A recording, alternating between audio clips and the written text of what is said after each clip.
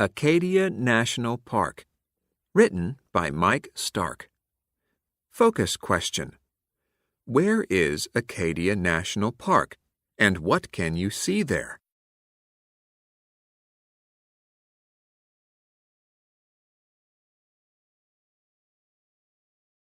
First, to see the sun. Acadia National Park is one of the first places in the United States to see the sun rise.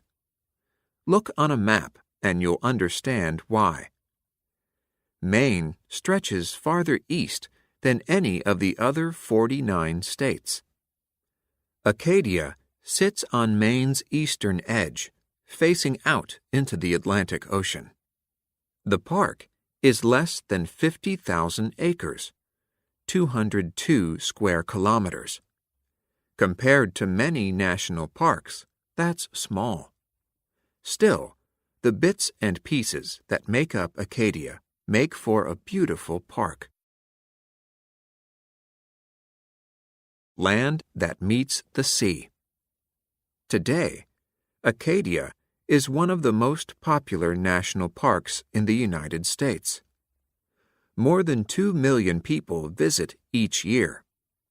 The park includes beautiful coastline, islands, forests, lakes, mountains, and rocks.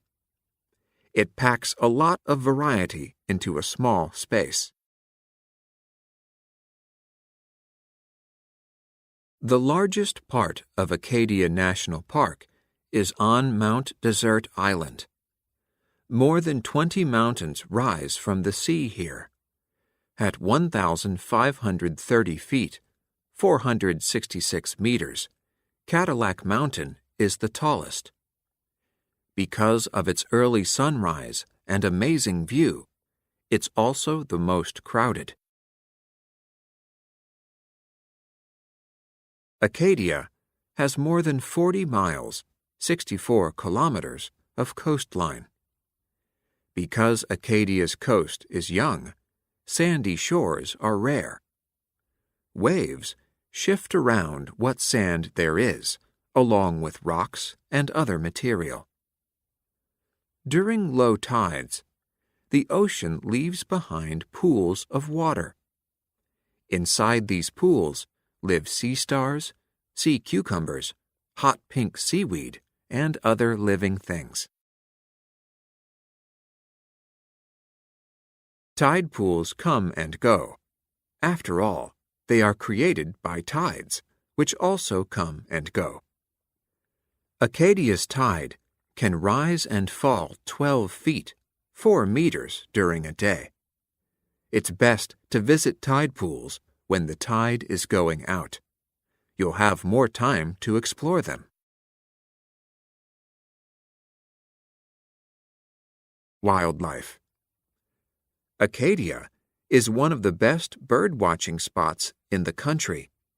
338 kinds of birds have been sighted there. Each autumn, strong winds push thousands of raptors south as they migrate from Canada to warmer areas for the winter. Cadillac Mountain offers a close look as these hawks and kestrels fly overhead.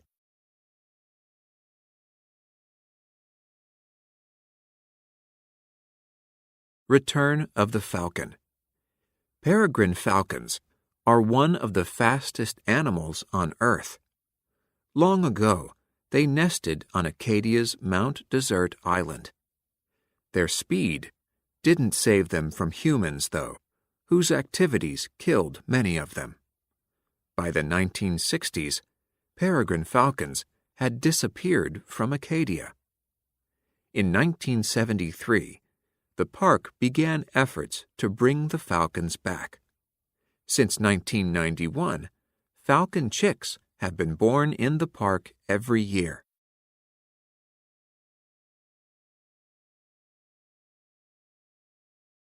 Other parts of Maine have lots of black bears and moose.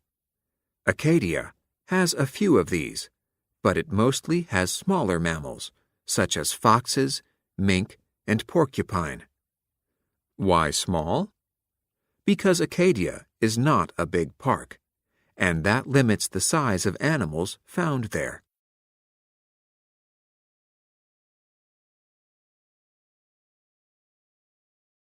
A park made piece by piece. The most amazing fact about Acadia may be that it became a national park at all. In the western United States, most national parks were created from public land. That's land that belongs to the government and, in a sense, to every American. For example, when the government decided to create its first national park, Yellowstone, in 1872, it already owned the land. By the early 1900s, the West already had a number of national parks. Acadia is the first national park east of the Mississippi River, though, and in the East, things were different. Settlers had been there longer. Much of the East was divided into little pieces and owned by separate people. The coast of Maine was no exception.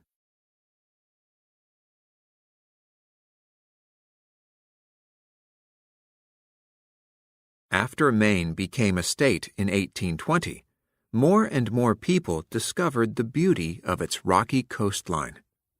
First, farmers and fishermen came, then painters. By the 1880s, rich people from big eastern cities began showing up, wanting to breathe fresh summer air. They bought up land and built fancy summer homes. Big Park, Little Park. Wrangell St. Elias in Alaska is the biggest national park in the United States. Yellowstone is the oldest.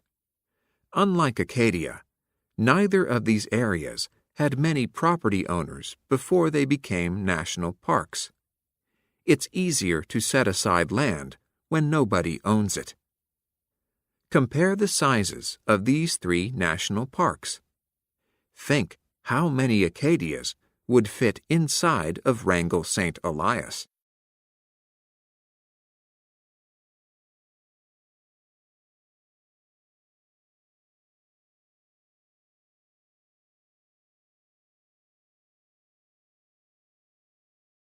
By the early 1900s, a few rich landowners had the idea of buying land in order to protect it.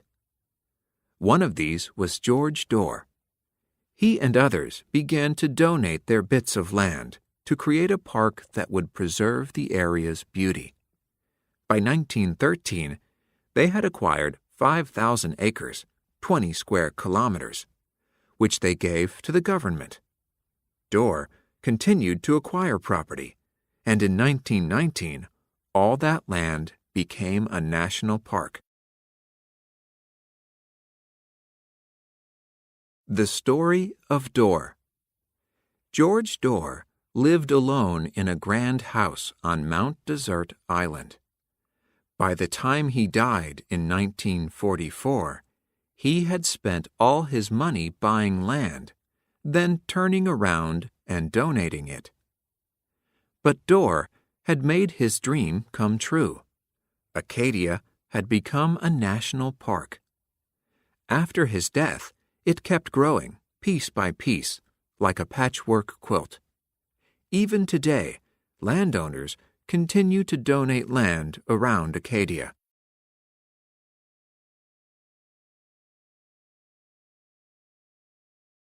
Conclusion.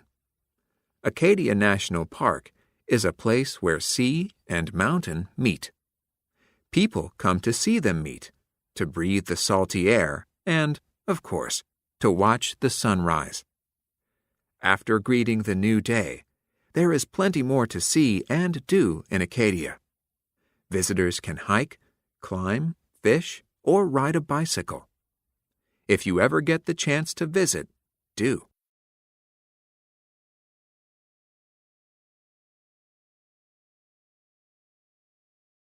Connections. Writing. The author says, if you ever get the chance to visit, do.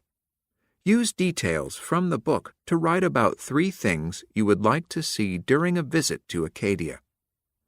Science and art.